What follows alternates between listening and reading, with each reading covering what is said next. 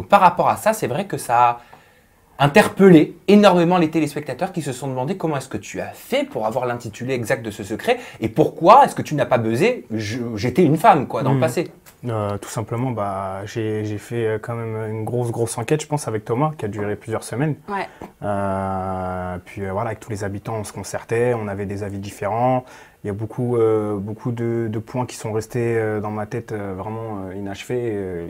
Et voilà, quand Fanny elle nous a annoncé qu'elle était tombée enceinte, le premier à être parti lui parler, c'est Thomas, qui lui avait donné des conseils, crème avec de la vitamine E. Alors que, mais ça, moi aussi, je peux te les donner, ces conseils. Voilà, ça me donnait déjà des petits trucs. Je me suis dit, ouais, bon, voilà, il me dit qu'il n'a pas d'enfant. Moi, il connaît les trucs de la grossesse. Bon, ok, sa femme, elle est peut-être tombée enceinte. Il y a peut-être truc avec sa femme, etc., etc.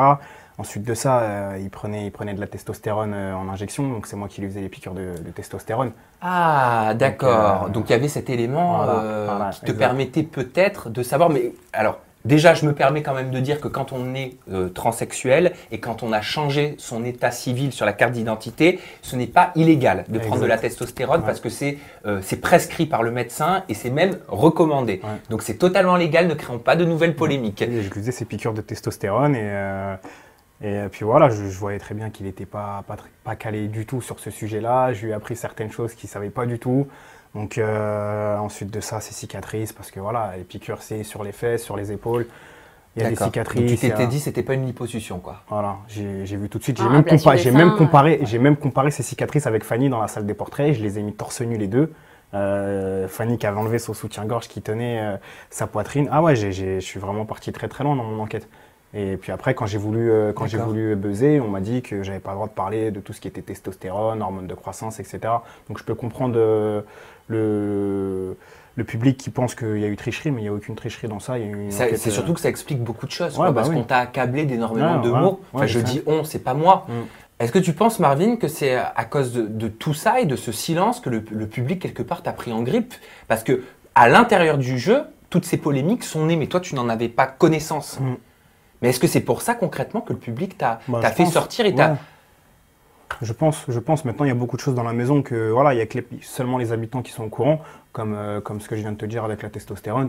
Voilà, c'est des trucs qui font, voilà, ça fait partie de la magie du jeu. C'est comme ça. On n'est pas obligé de tout savoir. Maintenant, le fait que le public soit un peu surpris par le fait de mon buzz, je peux très bien le comprendre parce que voilà, il vivait pas avec Thomas. Nous, on vit avec lui. Donc il y a beaucoup de choses qui sont inexplicables. C'est une logique imparable. Parce qu'on vit avec une personne. Donc c'est comme si son secret, voilà, on le voit. Bien sûr. Voilà, il va dans le jacuzzi, il a tout le temps son débardeur, il tient toujours son ventre. Quand Fanny, elle était enceinte, il était là, il tenait le... Au bout d'un moment, j'ai pété un plomb. Donc je me suis dit, c'est bon, je vais buzzer. Mais ça doit t'attrister. J'imagine que toi, tu l'as vu triste, peut-être, Maëva. Enfin, triste, c'est peut-être un grand mot, mais de voir que tous les téléspectateurs de Secret Story ont presque voté contre soi à cause de toutes ces polémiques. Moi, personnellement, tout ça, c'est limite si tu me l'apprends là, parce que depuis que je suis sorti, j'ai eu que des critiques positives dans la rue, dans la vie de tous les jours. À aucun moment donné, on m'a parlé du secret de Thomas, de comment j'avais réussi à le trouver, etc. etc. Maintenant, si je suis en grippe avec le public, je suis en grippe avec le public, mais en tout cas, dehors, tout ce qui se passe et tout ce qui est autour de moi, c'est que du positif et on n'en parle presque jamais. Est-ce que tu as eu l'impression que ta cote de popularité a baissé à cause de tout ça ou pas du tout? Pas du tout. Je pense que, pour ma part, personnellement, je pense que non, pas du tout. Non, au contraire.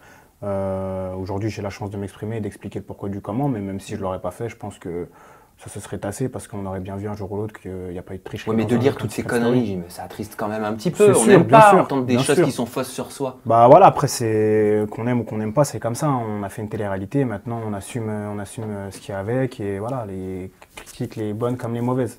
Après, il y a des critiques, mais franchement, 80% c'est que du positif, quoi. Ouais, bien sûr. Je vois à peine le négatif. Vraiment, c'est... Et puis ça me passe au-dessus, et puis c'est des gens qui changent d'avis quand ils verront, il n'y a rien de mauvais en soi, quoi. Puis le positif comme le négatif, ça fait toujours plaisir, parce qu'au moins, voilà, exactement, on parle de nous, et puis... Très bonne parole.